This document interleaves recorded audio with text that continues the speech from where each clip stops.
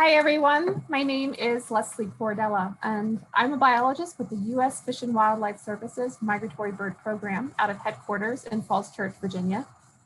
And today I'm going to walk you through the highlights of a new double-crested cormorant permit and how the service manages conflicts associated with cormorants after the recent publication of a new rule, which took effect on February 12th, 2021. Before I get started, I want to point out that at the end, I'll share my contact information and resources if you want to take a deeper dive into the resources I share today. We have that all on a special cormorant website dedicated to conflict management. So with that, I'll start up the presentation.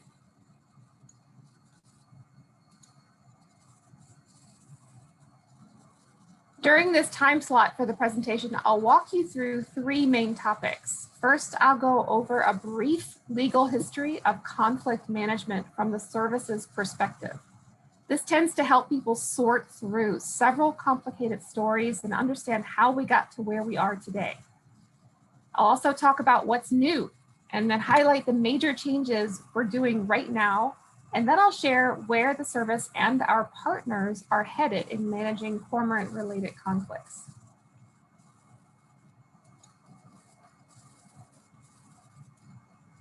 Although we're not taking a deeper dive into the history of conflicts associated with cormorants, I think it's helpful to set the stage by showing the timeline of events that led us to today. This often helps people navigate through multiple regulatory events and understand why changes to management were ultimately made. So prior to 1998, the sole method for authorizing the lethal take of depredating cormorants to alleviate damage and conflicts was through the issuance of individual depredation permits. And I think we all know them under CFR as 2141 permits. But there were growing impacts from depredating cormorants at aquaculture facilities. And as a result, the service established a depredation order in 1998 that authorized commercial freshwater aquaculture facilities to take cormorants without seeking an individual permit. This order spanned across 13 states, mostly in the Midwest and the South, to take cormorants without the need of that individual 2141 permit. Then in 2003, based on additional NEPA analysis and feedback from the public and our partnering agencies, the service modified and expanded the existing depredation order for aquaculture facilities and established another depredation order that authorized federal agencies, state fish and wildlife agencies, and federally recognized tribes in 24 states to take cormorants without the need for that permit. And this was meant to reduce damage to from conflicts with public resources. And that depredation order defined a public resource as a natural resource managed and conserved by public agencies. And this included what we used to call free swimming fish, as well as stockfish at federal, state, and tribal hatcheries that are intended for release into public waters. Now, to evaluate the potential effects on the cormorant population from carrying out those two depredation orders, the service planned to review and renew the two depredation orders every 5 years. And so the service developed an environmental assessment in 2009 and then again in 2014 that determined that the 5-year extension of those aquaculture depredation orders could be extended and would not threaten the population of cormorants. However, in 2016, moving along our little map here, after litigation, the two depredation orders were vacated by the United States District Court for the District of Columbia. The court concluded that the service did not sufficiently consider the effects of the depredation orders on cormorant populations and other affected resources, and that the service failed to consider a reasonable range of alternatives in the 2014 environmental assessment that extended those orders. It's important to note that when the two depredation orders were vacated in 2016, there was then no means for the Fish and Wildlife Service to authorize the take of any cormorants, even through the use of those individual 2141 permits. Therefore, in 2017, moving along, the service prepared a new environmental assessment to analyze only using those individual depredation permits again. So we did a NEPA assessment in order to just begin issuing regular depredation permits. We had a pile of requests that was building, and time was of the essence to act. Now, in 2017, these individual permits did not address the depredation of what we were calling free swimming fish or stocked fish. And there were two primary reasons for that, about why that NEPA document excluded that type of conflict. One, the service needed to act quickly to begin issuing individual depredation permits alone. And two, the scope and the complexity of that type of conflict was too broad and variable to conclude at that time that there would be no significant impacts, thus requiring us to develop an environmental impact statement rather than an environmental assessment. Now, a very important change that happened in 2017 under that environmental assessment was the new requirement to cap the number of cormorants the service would authorize to be taken each year. This maximum allowable take was modeled in a way similar to how the service manages many game bird species. It's similar to a credit card limit. We'd authorize take up to a number, but it's not a prescribed number.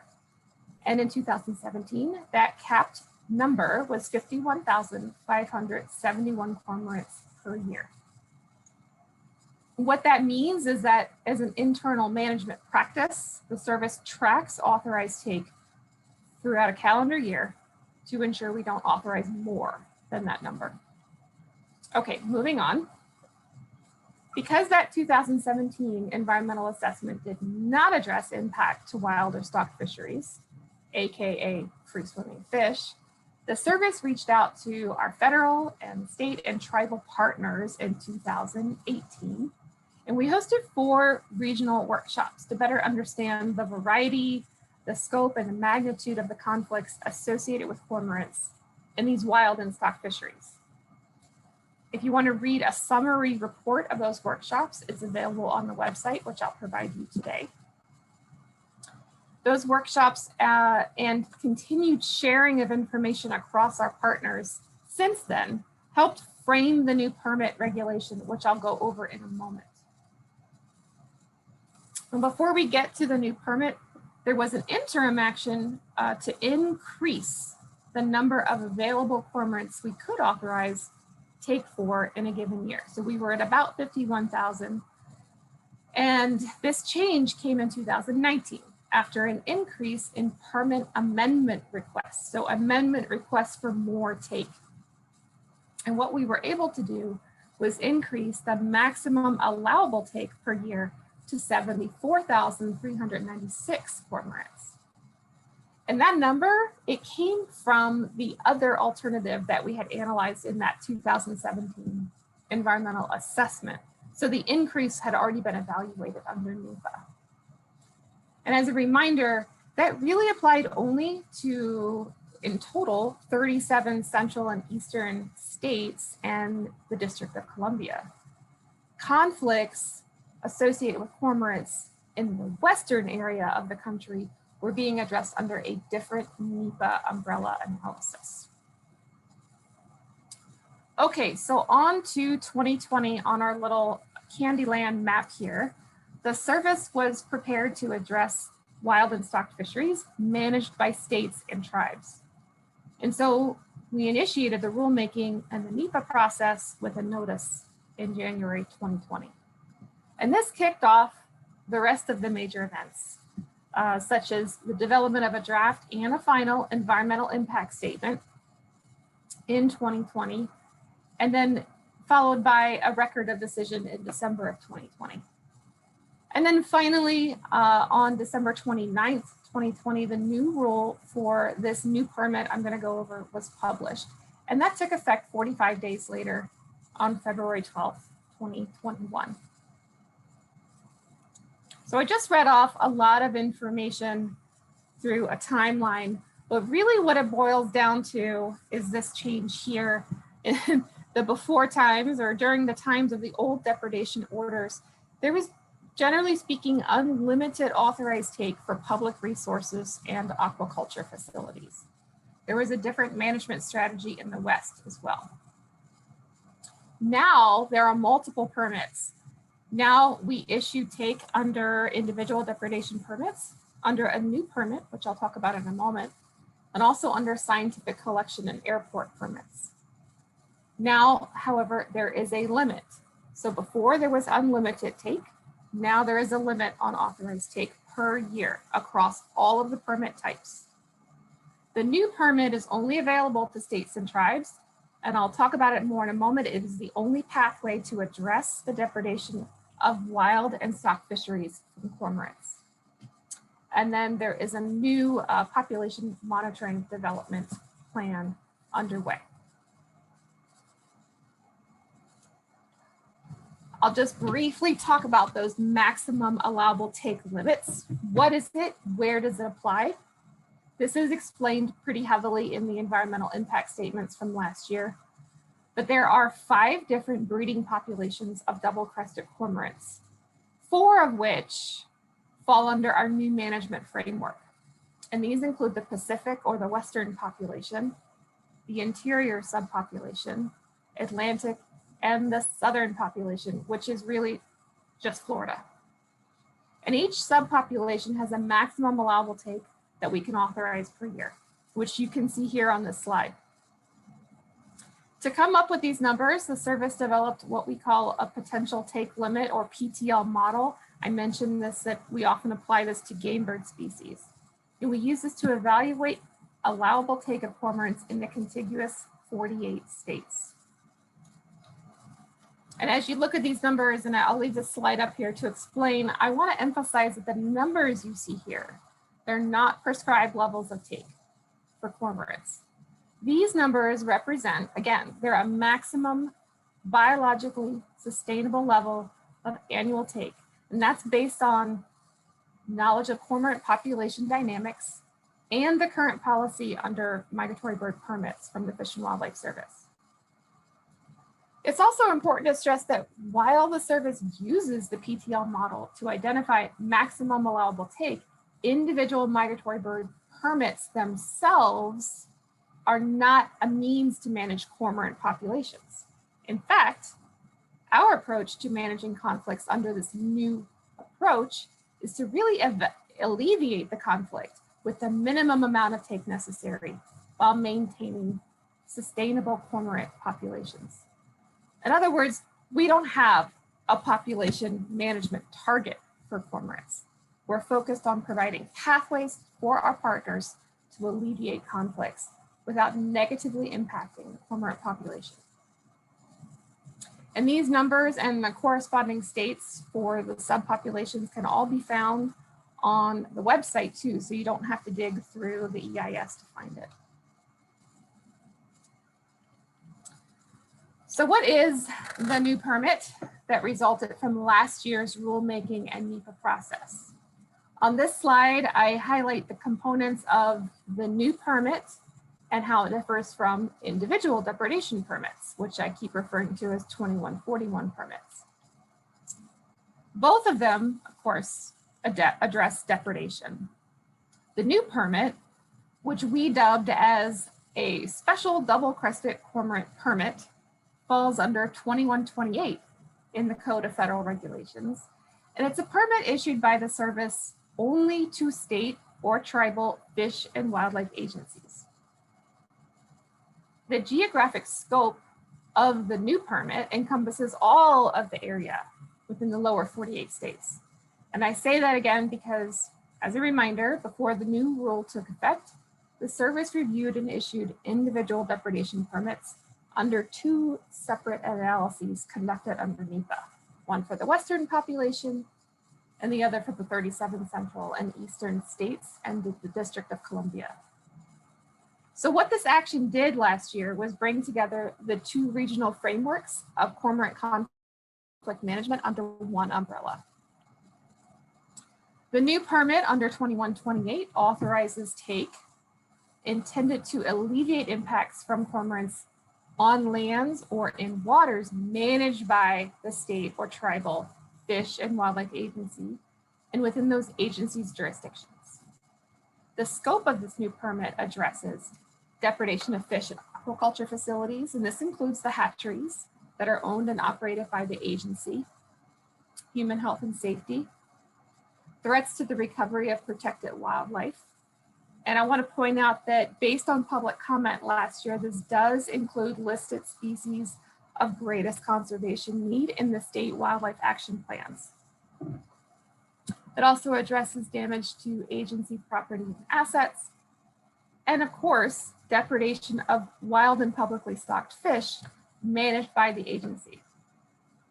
And I'll point out here the wild and publicly stocked fish that must be a species managed by the state fish and wildlife agency or tribal agency and accessible to the public and all tribal members. I want to be very clear that this new permit is optional. It is optional to states and tribes. And we hope this will allow states and tribes to determine which kind of permit best meets their needs. And this met our goal of providing some flexibility to the states and tribes that have varying conflicts. Now, in contrast, on the other side of the slide, individual permits under 2141 in the Code of Federal Regulations. These are available to individuals with legal jurisdiction for the property involved, managers of public lands or federal hatcheries, commercial aquaculture facilities would use this type of permit. And it's really intended to alleviate damage at or near aquaculture facilities, human health and safety, addressing impacts to threatened and endangered species, and alleviate damage to property. So no component under 2141 permits to address wild or stocked fish. And these individual depredation permits will continue to be available to states and tribes and individuals, and especially those states and tribes if they choose not to seek the new permit under 2128. Earlier, I mentioned that we're developing a strategy for population monitoring. So the service committed to developing a comprehensive population monitoring strategy. Now this came out of public comments received last year during the NEPA process, but also because it's just good science to update population numbers when you're authorizing these higher levels of take. What you see here is the beginning of a partnership network that we're currently building around population monitoring development. And we're now working closely with these partners to engage them in this process. This includes fisheries managers, in addition to states, tribes, flyaway councils, USDA Wildlife Services. And we may also include other data sources such as eBird and BBS data to bolster our monitoring portfolio that we'll assess later this year.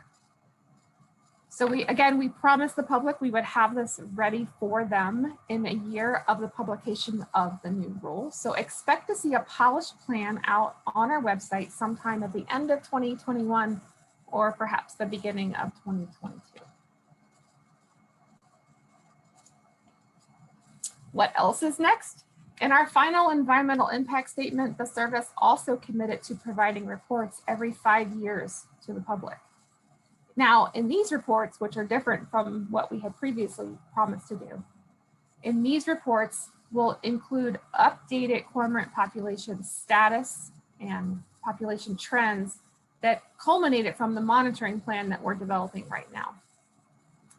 And we'll also provide reported lethal take information by subpopulation and by conflict. We'll discuss any necessary updates to the PTL model that I mentioned. And we'll also provide a state of the conflict assessment. And this will be informed through that partnership network that I just shared with you. Reported take through all of the depredation permit types, but also engagement with private property owners and aquaculture producers. And I emphasize that because Private pond owners were not included in the scope for the new permit for states and tribes, or under the scope for individual depredation permits. We understand that conflicts associated with cormorants persist in these areas. So the service does want to engage with state partners to best determine how to include their experiences in that assessment of the state of the conflict in 5 years. And while commercial aquaculture facility producers are also not included in the scope of the new permit, they can apply for those individual depredation permits and will continue to be a valued partner to assess the state of the conflict across all the lower 48 states. Our report will also include any decision-making rationale for continued conflict management or possible changes to our approach if that seems necessary. I want to emphasize that this report is intended to provide transparency to the public.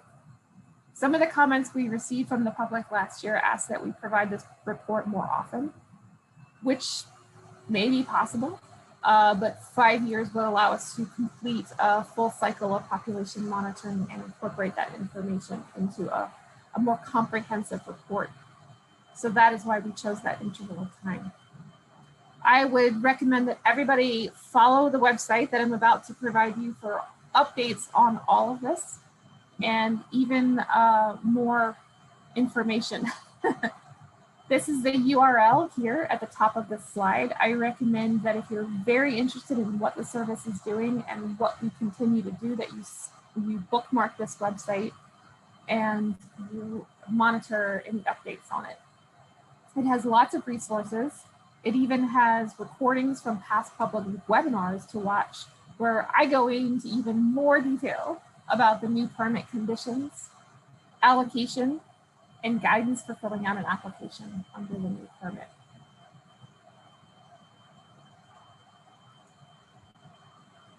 With that, that's the end of my presentation. Please feel free to contact me at any time. My name and my email are on this slide, and the website is, I gave you on the slide before. Thank you so much for your attention today. And with that, that's the end of my presentation.